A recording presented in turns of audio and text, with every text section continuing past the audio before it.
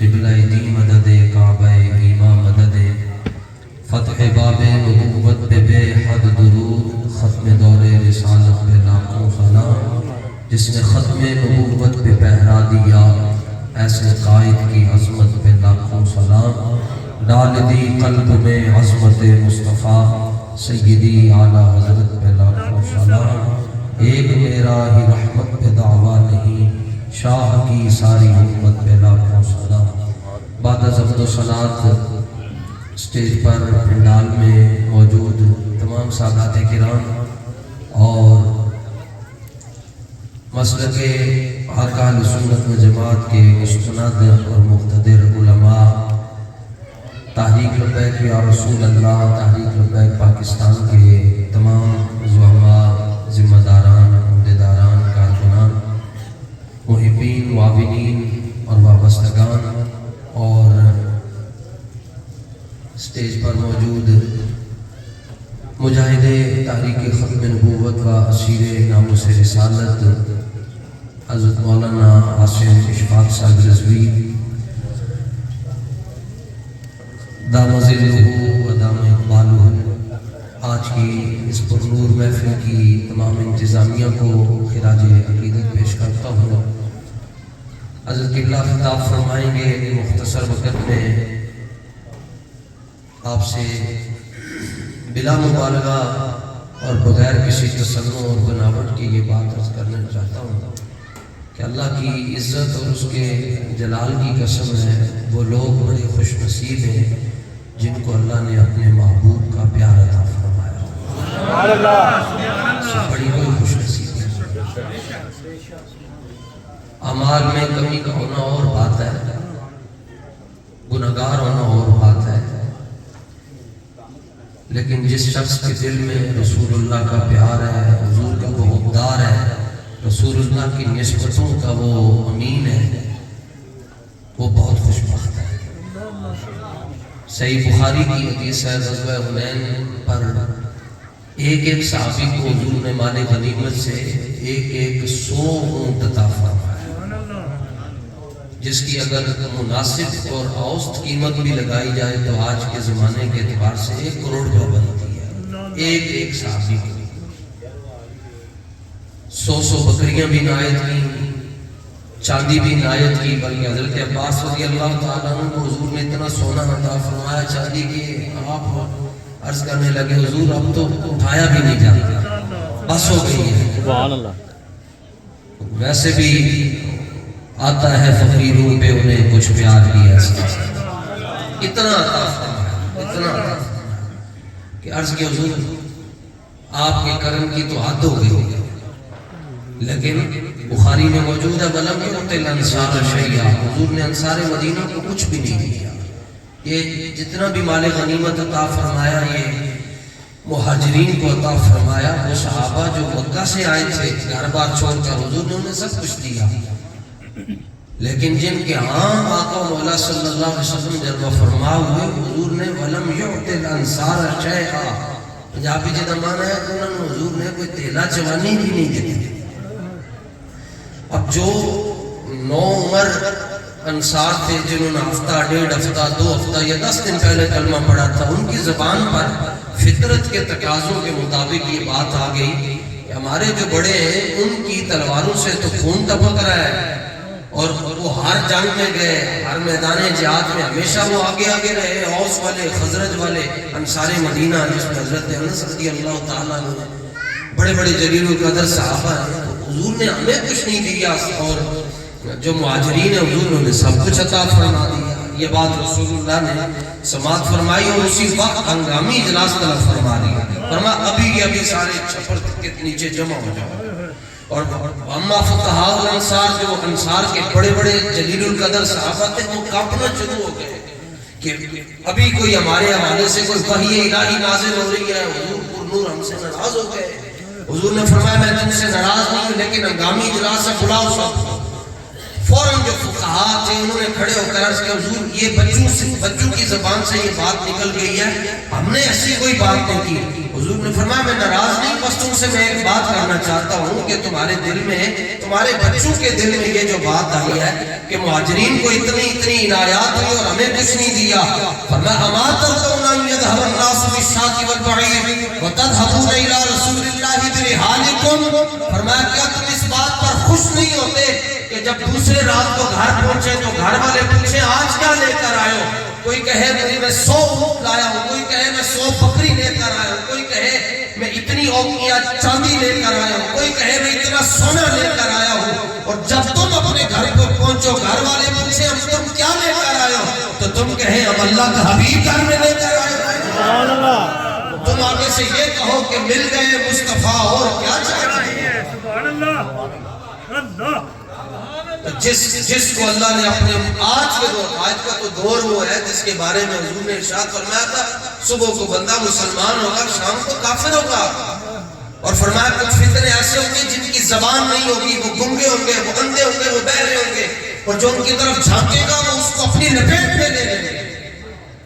اس سے بڑا بھی کوئی فتنہ ہو سکتا ہے کہ آج کے دور میں امام الانبیاء صلی اللہ علیہ وآلہ وسلم کی ختم نبوت اور ناموس رسالت پر پیدل پہ صبح دوپہر شام کو حملے ہو رہے ہیں اور ہر جگہ پر ہو رہے ہیں۔ اس سے بھی بڑا کوئی فتنہ ہو سکتا ہے کہ ایک شہر میں سینکڑوں مرتبہ قرآن جلایا جاتا ہے، ناموس رسالت پر انگلی اٹھائی جاتی ہے، اور پھر اس سے بھی بڑا کوئی فتنہ ہو سکتا ہے کہ یہ سب کچھ دیکھ کر بندہ خاموش رہ سکتا ہے۔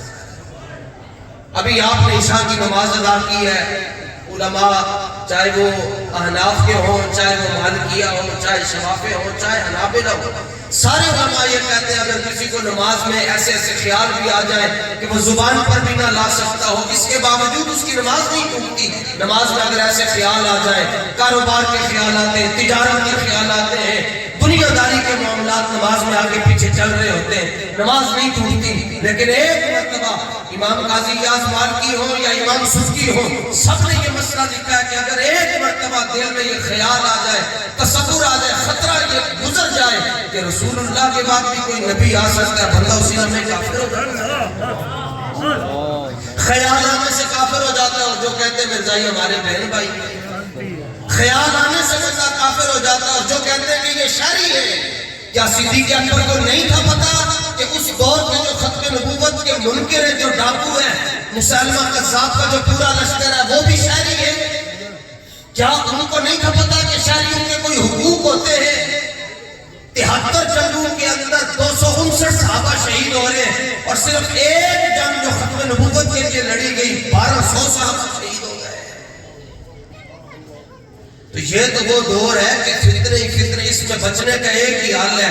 حضور پر نور صلی اللہ علیہ وسلم تعلیم امت کے لیے اب نماز کے بعد یہ دعا مانگا کرتے تھے کہ یا مقلب القلوب ثبت قلبی علی دینک، اے دلوں کو الٹنے پلٹنے والے، اے دلوں کو پھیرنے والے، ہمارے دل کو دین اسلام پر ثابت قدم رکھنا۔ ایک تو آپ اور ہم اس بات پر فخر محسوس کریں کہ اللہ تعالیٰ نے ہمیں اپنے محبوب کا امتی بھی کیا، اور پھر امت میں امت اجابت میں رکھا۔ امت اجابت وہ امتی نہیں بنایا کہ جنہوں نے سن کر کہا اسی گل نہیں مننی، ہمیں اس امت میں رکھا کہ جس میں بڑے حضرت عامر ابن اقوا کہتے ہیں نحن الذین بایعوا محمدا علی الجہاد ما بقینا ابدا۔ یا رسول اللہ سامنے موت نظر آ رہی ہے لیکن حضور کے ہاتھ پر بیعت کر رہے ہیں، یا رسول اللہ آپ سے وعدہ ہے ہم بھی جہاد کریں گے، اور قیامت تک جو ہمارے نقش قدم پر چلے گا وہ بھی جہاد کی بات کرے گا۔ اور لاہور میں جو شخص بیٹھے ہیں، میں ان سے یہ بات کرنا چاہتا ہوں، لاہور والوں تواڈے مقدر سے کیا کہہ رہے ہیں؟ داتا صاحب تواڈے کو، پیر مکی تواڈے کو، حضرت شاہ جمال تواڈے کو، اور حضرت علم الدین تواڈے کو، حضرت امیر المجاہدین آپ کے پاس ہے، اس سے بڑا آپ کا کیا مقدر ہو سکتا ہے؟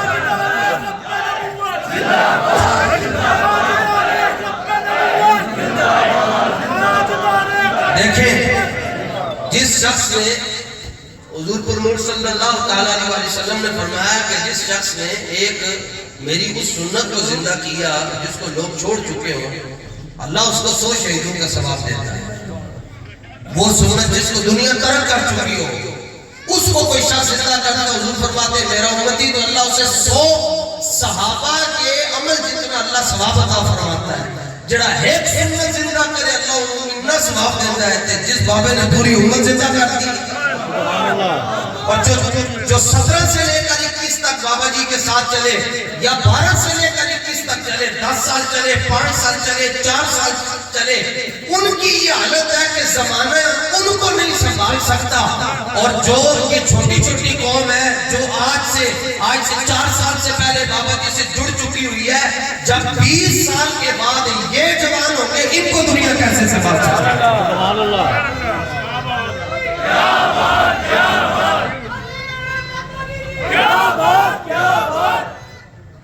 اس لیے اپنے آپ کو حضور کے دامن سے وابستہ رکھیں. دائیں بائیں جانے کا تصور بھی نہیں ہے جی. پھر کے گلی گلی تباہ ٹھوکریں سب کی کھائے کیوں، اور دل کو جو وقت دے خدا پھر بندہ تیری گلی سے جائے. اور صلہ کیا ہے ناموس رسالت پر. لوگ ہر کام صلے کے بغیر کوئی بھی نہیں کرتا. کہنا پہلے تو سوچا انعام کی ملے گا.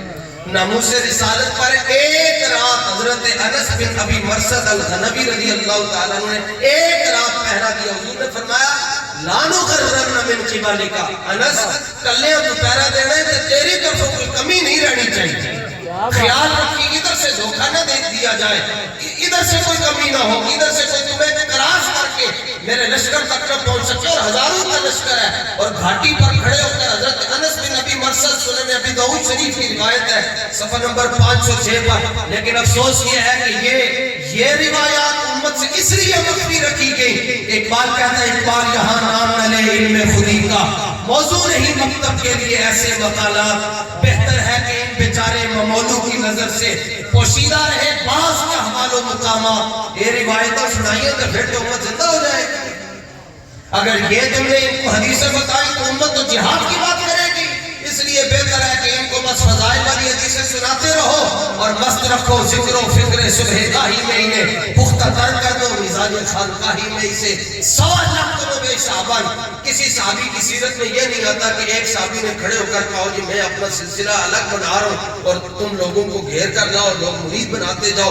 بلکہ عشرہ مبشرہ میں سے کتنے صحابہ ایسے ہیں جو صدیق اکبر کی دعوت پر مسلمان ہوئے اور کبھی زندگی میں ایک مرتبہ بھی صدیق اکبر نے انہوں نے کہا ہاں یہ کیا نہیں میں تمہیں پھر کلمہ پڑھوایا پھر میرا شکریہ ادا کریا کرو. نہیں، وہ صدیق اکبر کی طرف آتے تھے. صدیق اکبر کہتے تھے نہیں ہم کچھ نہیں ہے، حضور کی طرف جاؤ، بس ہماری جگہ دو.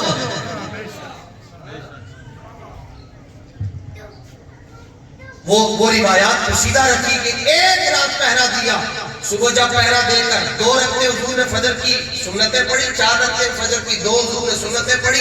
سنتیں پڑھنے کے بعد حضور نے اپنے صحابہ سے پوچھا اَلَسَسْتُمْ فَارِسُكُمْ، وہ تمہارے شاہ سوار نہیں آئے، ان کو پتہ ہے کوئی؟ عرض کہ حضور ہم نے ان کو نہیں دیکھا ابھی تک. فَصُبِّبَ بِالصَّلَاةِ، پھر فجر کی نماز کے لیے اقامت کہی گئی. حضور نے نماز پڑھائی.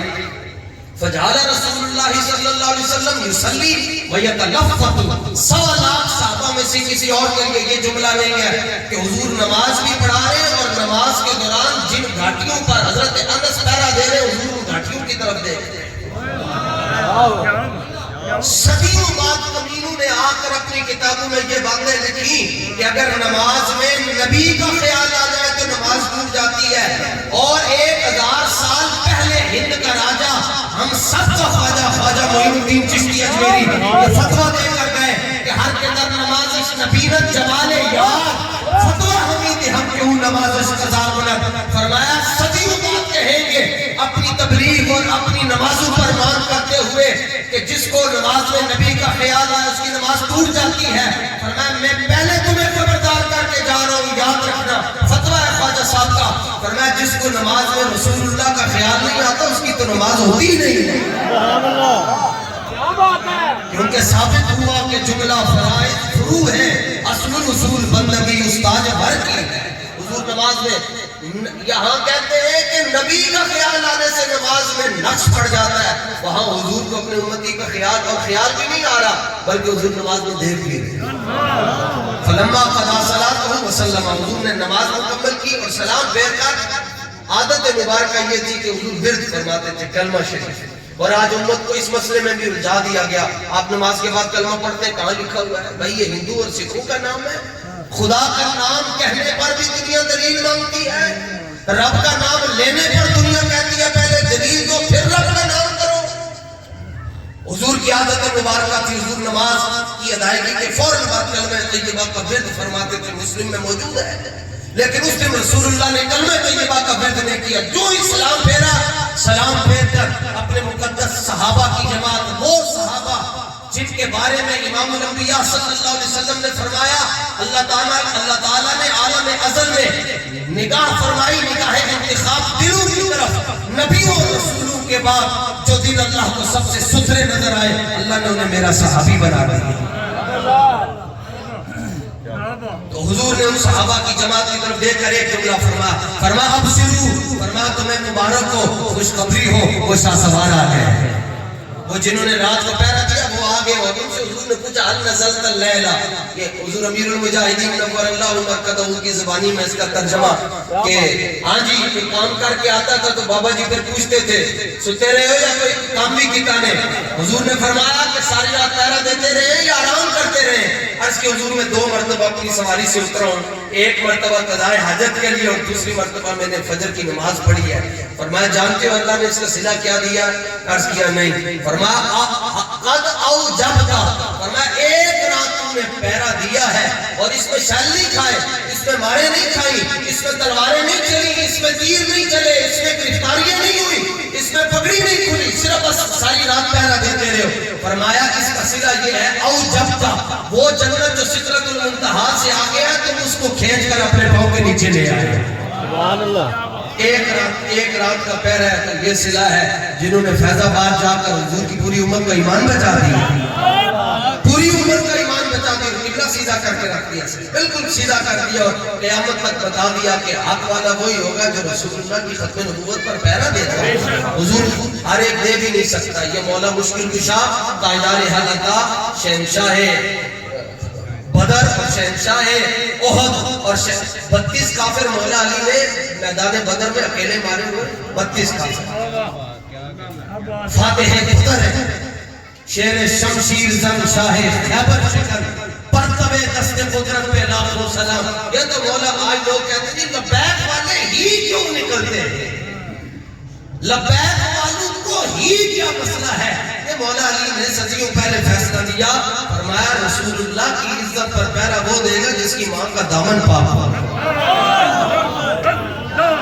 اور اقبال نے بھی بعد میں بات کہی کہ سیرت فرزندہا ثمہا جوہر صدق و صفا ثمہا. اقبال کہتا ہے ماما سچیوں من تے چنگیوں من تے پتر علم و دین تے ممتاز کر دیا. ماما جی نہیں پڑھی تو ہوئے تو پتر وہ انہیں وہ جو جا کر دی چوک میں ایک بار گئے, دوبارہ گئے, تیسری بار گئے, فائنل کال دیا, پھر دوبارہ کال دی ہے. جو مرضی کر لو, ایک بات یاد رکھ لینا, عزتیں اس وقت ملے گی جب آپ حضور کے دامن سے واپس پہ جائیں. اور لوگ ابھی تک ایسی نگار بیٹھے ہیں, کہتے ہیں سمجھ نہیں آ رہی ان کے ساتھ یہ ظلم کیوں ہو رہا ہے, یہ کیوں ہو رہا ہے, یہ کیوں ہو رہا ہے. یہ کوئی لمبی بات نہیں ہے, صرف مختصر سی بات ہے کہ کوئی گڈیاں دے بہیل ہوں گے, نہ ساڑھے بابے نو دکھ دے دے, نہ آج ذلیل ہوں گے. دربار آج بھی کھلا ہے حضرت امیر المجاہدین کا. اگر یہ معافی چاہتے ہیں تو یہ دربار پر آئیں, آ کر حضور کی عزت پر بات کریں. دنیا میں بھی عزت مل جائے گی اور آخرت میں بھی عزت مل جائے گی. اللہ تعالیٰ میری آپ کی ہم سب کی حاضری کو اپنی بارگاہ کے اندر قبول اور منظور فرمائے اور ناموس رسالت کی خدمت کی اللہ تعالیٰ ہم سب کو سعادت عطا فرمائے. امیر المجاہدین علیہ رحمہ کے مشن کے ساتھ جڑے رہے. آپ کے 2 شہزادے ہیں جنہوں نے اس امت کی کشتی کو اٹھایا ہوا ہے اور بیڑا اٹھایا ہوا ہے. اگرچہ تلاطم ہے چاروں طرف سے, اپنے بھی ناخوش ہیں, بیگانے بھی خفا ہیں, اس کے باوجود حضرت امیر محترم قائد ملت اسلامیہ, سفیر اسلام علامہ سعد حسین صاحب رضوی اور غازی ناموس رسالت اکس امیر المجاہدین علامہ حافظ انس حسین صاحب رضوی اس امت کی کشتی کو حضور کی بارگاہ کی طرف لے کر جا رہے ہیں. اور اس کا مقصد یہ ہے کہ فلسطین بھی آزاد ہو جائے, برما کا مسئلہ بھی حل ہو, کشمیر کا مسئلہ بھی حل ہو, چیچنیا کا مسئلہ بھی حل ہو. ان سارے معاملات کے لیے آپ کو اپنے مرکز سے جڑ کر رہنا پڑے گا. اور یہ آپ کو پتا ہے مولانا روم کہہ گئے کہ گفتہ اللہ بود در چیز حلقوں میں عبداللہ بود. فرمایا کچھ بندے ایسے ہوتے ہیں جب ان کے منہ سے کوئی بات نکل جاتی ہے تو اللہ ان کی بات کو پورا کر دیتا ہے. تو یہ بات امیر صاحب کی زبان سے نکلی ہوئی ہے. دعاواں کتنی رکھو ایک جمعہ بیت المقدس سے پڑھا لیکن بے یقین بندہ نہیں جا سکتا. سننے تہذیب حاضر کے گرفتار غلامی سے بدتر ہے بے یقینی. یقین ہونا چاہیے. تو اسرائیل کا وہ ایک فوجی تھا وہ روزانہ فلسطین کے ایک بچے کو اسکول جاتے ہوئے روک لیتا تھا اور اس کے بستے کی تلاشی لینی, کتابیں نکال کر ادھر پھینک دینی اور کہنا جاؤ چائے لے کر آؤ. وہ روزانہ چائے لینے کے لیے جاتا, کبھی واپس آتا, کتاب ادھر پڑی ہوئی ہے, بستہ ادھر پڑا ہوا ہے, لیکن یقین اس کا بڑا پکا تھا. پہلی دوسری کلاس کا وہ طالب علم تھا اور ایک دن وہ اس کی جوتیاں بھی اتروا لیتا تھا. کہتا تھا ننگے پاؤں جاؤ. ظلم جو کرتے تھے تو وہ ننگے پاؤں جا رہا تھا تو واپسی آیا تو اس نے اسرائیلی فوجی نے اس کی جوتی میں پیشاب کر دیا. اب وہ جوتے اٹھا کر جا رہا تھا اور اپنا بستہ اور کتابیں سمیٹ کر دوسری کلاس کا بچہ جا رہا تھا اور وہ اسرائیلی فوجی خوشی کے ساتھ چائے پی رہا تھا. تو پیچھے سے اس نے آواز دی کہ بچہ ہاتھ میں جوتے بھی اٹھائے ہوئے ہیں, بستہ بھی اٹھایا ہوا ہے اور جوتوں سے اس کو پیشاب کی اسمیل بھی آ رہی ہے. تو پیچھے سے اس نے آواز دی, کہنے لگا بچے ایک سوال کا جواب تو دیتے جاؤ, یہ ہمارے اور تمہارے درمیان جو جنگ ہے یہ کب ختم ہوگی؟ تو بچے نے بڑا تاریخی جواب دیا.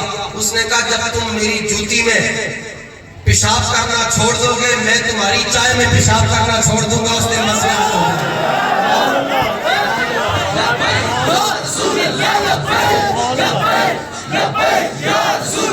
تو یقین ہو تو 2 سال دوسری کلاس کا بچہ بھی ہلا دیتا ہے. یقین نہ ہو تو بڑے بڑے ہو تو پھر وہ کافر کی موت سے بھی لرزتا ہو جس کا دل.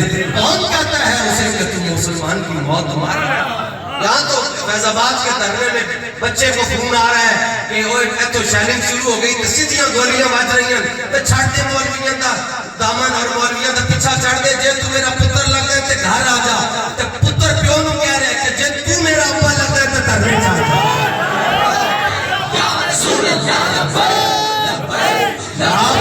آپ مرکز کے ساتھ جڑے رہے, اعتماد رکھیں اور اپنا دل زندہ رکھیں. انشاءاللہ حضور کا دین تخت پر آنا ہی آنا ہے, ضرور آئے گا انشاءاللہ. اللہ تعالیٰ آپ تمام حضرات کی کوشش کو اپنی بارگاہ میں قبول فرمائے. واخر دعوانا